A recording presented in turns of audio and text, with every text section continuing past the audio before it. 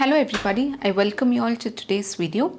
In today's video, I'm going to talk about a retrospective aspect in my life, and I'm hoping that it'll be a futuristic aspect in your life. So I'm going to talk about the 10 things I wish I knew before I started my PhD. So this video I'm hoping will definitely be useful for all those of you who are going to do your PhD or who are doing your PhD also. So what are the things that you should keep in mind while doing your PhD, right? So I'm Dr. Vaishali, academic specialist at Biotechnica. Biotechnica is a space where we guide you in anything and everything regarding your bioscience career. Come, let's explore the topic. This video is brought to you by and is sponsored by Biotechnica. Biotechnica is the world's largest platform of bioscientists, and this particular website is where you get all the information about Biotechnica. It's www.biotechnica.org. So there are a lot of workshops that is coming up at Biotechnica. To learn more about what are the upcoming workshops and what is the workshop that's currently happening, do visit this particular link, this particular page. You will get more information, and you can also check the description box below where the link is given. Thirdly is about the internships that are being conducted at Biotechnica. So one very interesting internship is going to come, that is all-in-one R&D internship. It's going to start from the 27th of December. So this particular announcement is still awaited, right? So you can either call this number or you can drop an email to info@biotechnica.org for learning more about this particular internship. Next is about the CSIR net coaching classes, that is Drona batch is going to start. So you can pay as low as rupees 4,000 every month, and you can get a 1 year of subscription, right? And you also get all the workshops for free as well as one internship for free if you're enrolling in this particular batch.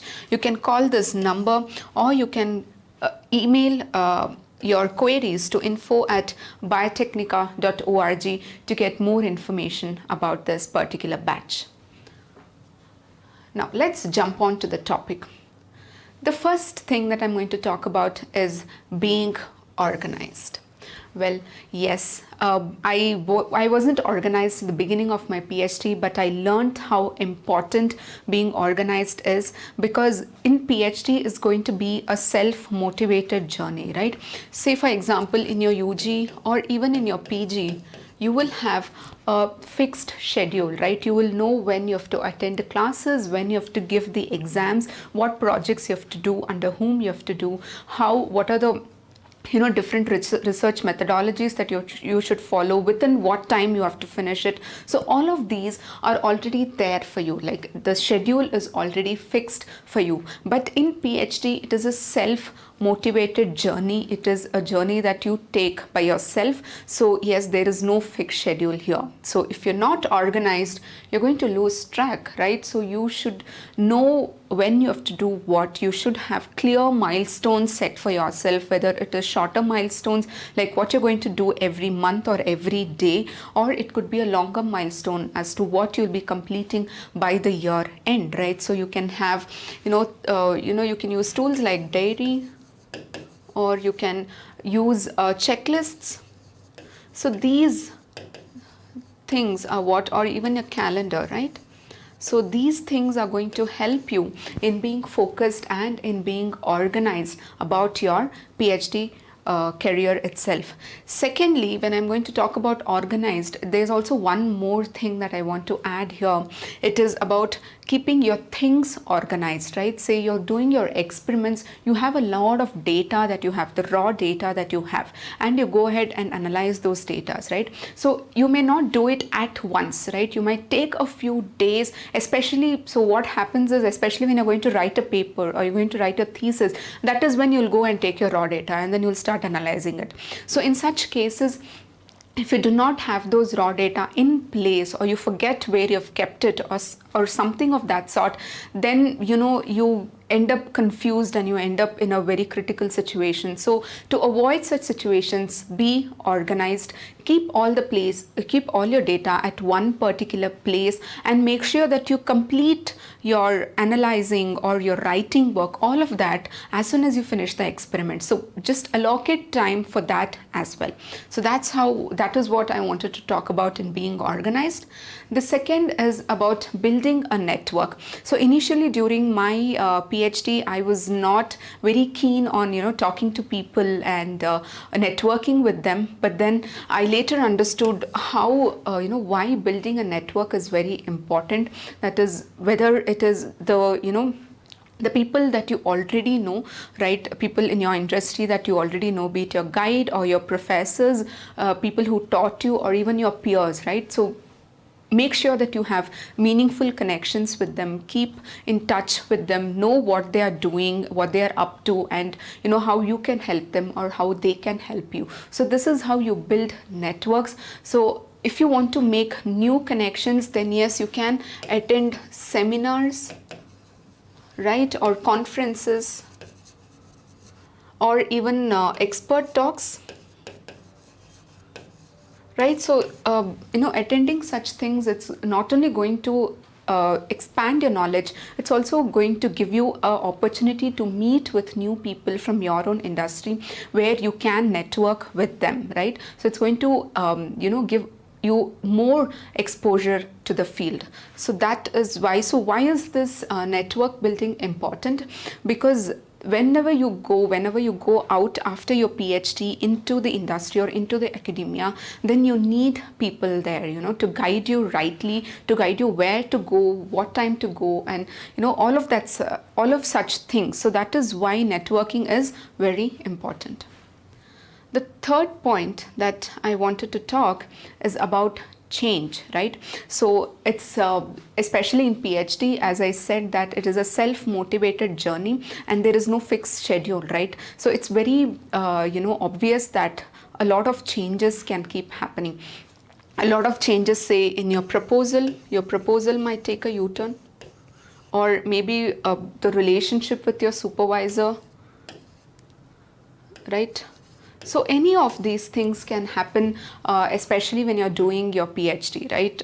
So there are changes that happens, even minute changes, like say in your experiment itself, there is something that you anticipated the result to be, but then it is something else, right? So how do you cope up with these changes? So even for me, the most important change that happened in my research is COVID, right? So I was totally concentrated on the wet lab work, right? But then COVID hit, I couldn't go to the lab. So I had to convert my work into bioinformatics. So that is the biggest change that I had to face in my PhD. And I took it, very hardly at that time, because I didn't know where it was going and all of that. But then I learned how to embrace the change, right? So it's very important for you to keep yourself cool and composed, and then think about what the situation is and then act accordingly. So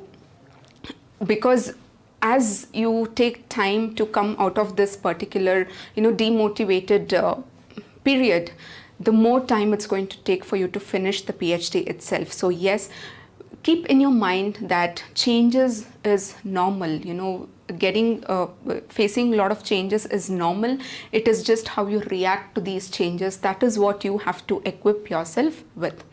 The next point, the fourth point that I want to talk about, is note making. Well, this may sound very simple, right? It's so simple, just making notes. No, but it is a very critical point, especially in your PhD, right? Because it's a long journey. It's going to be 4 to 5 years of journey for you to complete one particular thesis, right? So in your fourth year, it's very normal for you to forget what you did in the first year.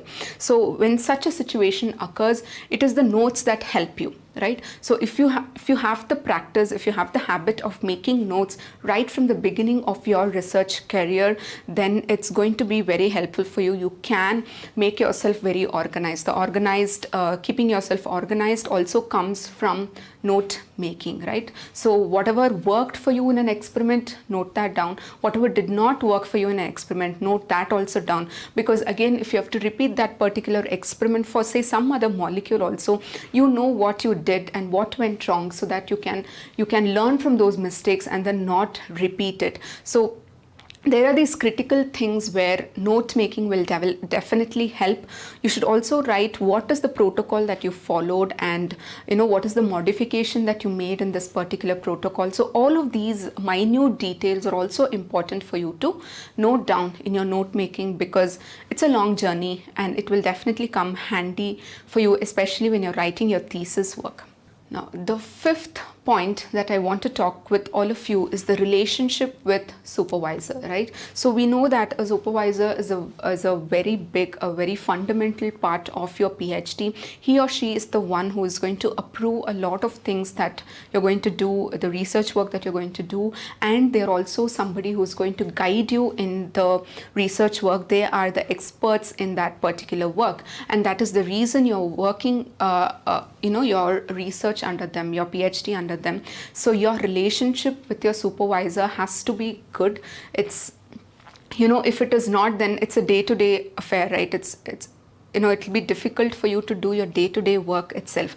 Say for example, in a UG or PG, you do not like a faculty, or the faculty does not like you. It is just a matter of one semester, right? After that, you can always forget, and it might not matter also in the longer run.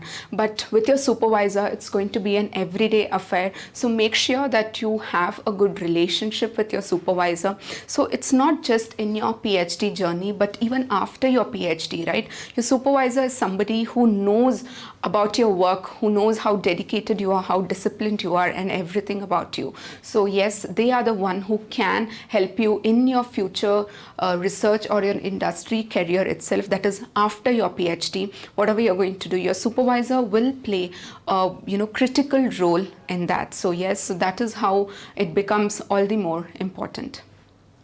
The sixth point that I want to talk about is future opportunities. How it's important to have a lookout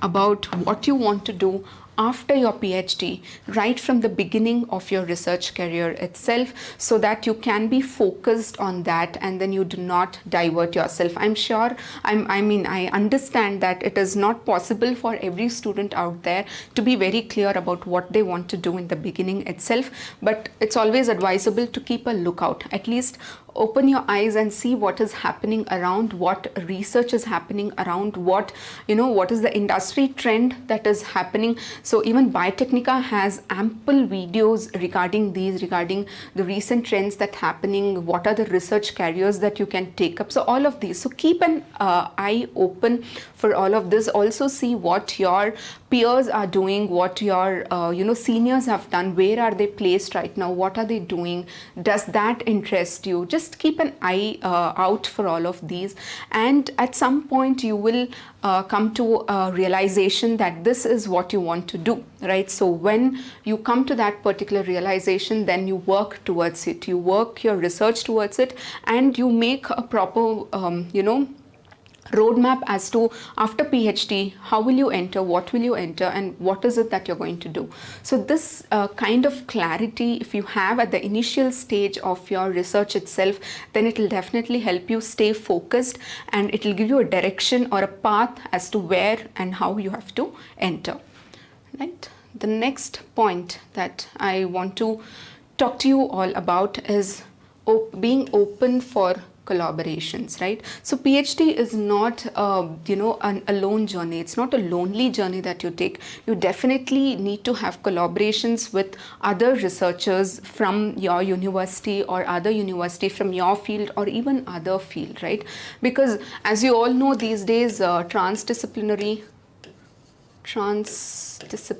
research, right?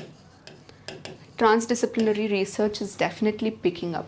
So yes, for this you should be open for collaboration with other people in the field as well, because you might not be an expert in that particular field and they are an expert. Even your guide may not know a lot of things about other fields. So you have to collaborate with them. You have to learn skills from them, and you have to also imbibe a few skills that you have into them. So that is how it's a give and take policy, especially when it comes to collaborations. So you should be open for collaborations with people from other fields or other universities as well.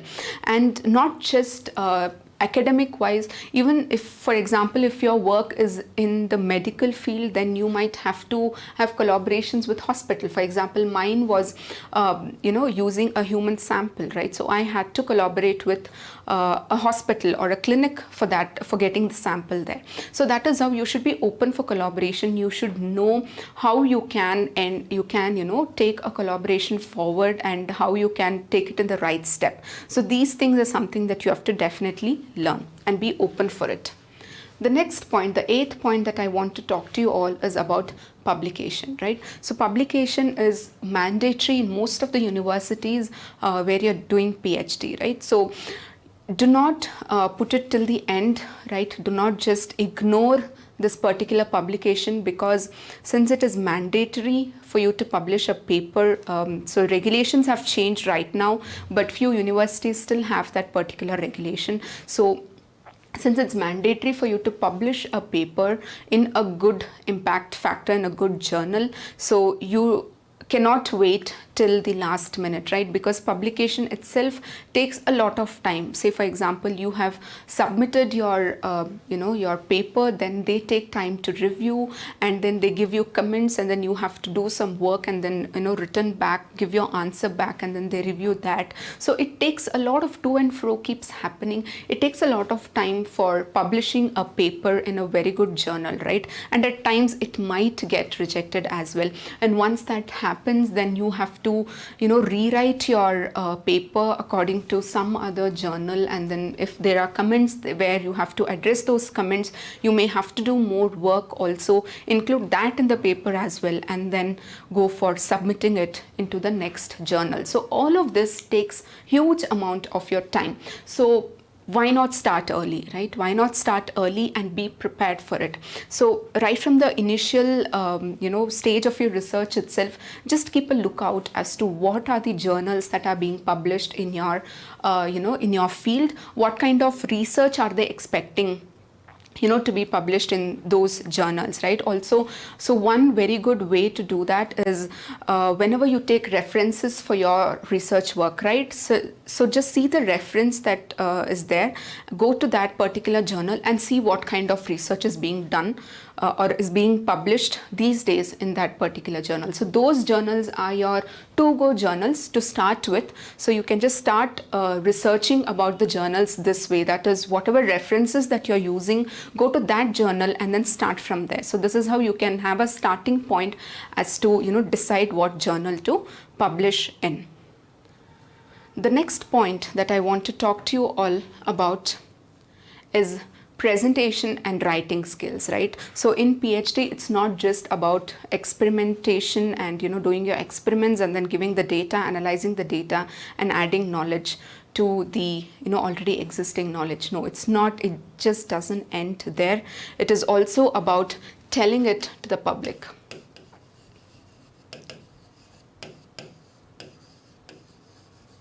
Now, what are the ways that you can tell your particular research or your particular, knowledge that you have accumulated to the public? The best way to do that is through presentations and through writing skills, right? So, as you all know, during your PhD, you will have multiple presentations that you have to give in front of the public, which is open to the university. Anybody can attend university or even otherwise, right?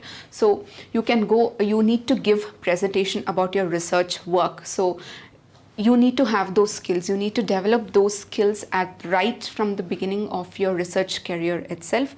Second is the writing skills. So writing here, as we talked about, you might have to publish papers, right? So for that you need to give, say, research paper, or it could be review paper. It could be a thesis writing, or it could be any book chapter also.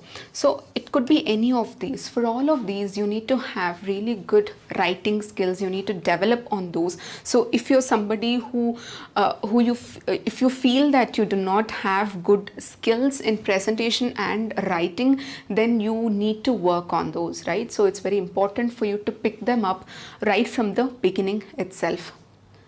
The last point that I want to talk about is the reading skills, right? So reading here again is reading the papers. So in the initial stages of your research, you need to read a lot of papers in your particular field before even you come up with a research proposal or even any experiment that you want to conduct. You have to go through a lot of references, lot of work that has already been done, right? So this involves lot of reading. So how do you read a research paper? So it's not that you just read what is important, what is needed for you, and then leave it there. No, it doesn't happen like that. You need to read right from the first to the last word, right? Because especially when you're starting your journey, right? So you need to know how coherently it is written, how, what is the next step that they've followed, what is the protocol that they've followed. So all of these, you must get accustomed to it. Only then you will be an expert and you can write a good paper. So all of these are interrelated, right? Writing skills and your reading skills, they are going to go hand in hand. Only if you have good reading skills and you've developed that, particular reading technique, will you be able to write properly. So all of these is nothing but it's a cycle. So yes, these soft skills are very important to have in the beginning of your research itself. With this 10th point, I come to the end of this particular discussion. I'm sure it was super helpful for everybody out there, especially if you are doing your PhD. Well, are there any more points that you feel is interesting that our viewers should know? Please let us know in the comment section below and we can have a discussion from there. Thank you so much and see you all until next video.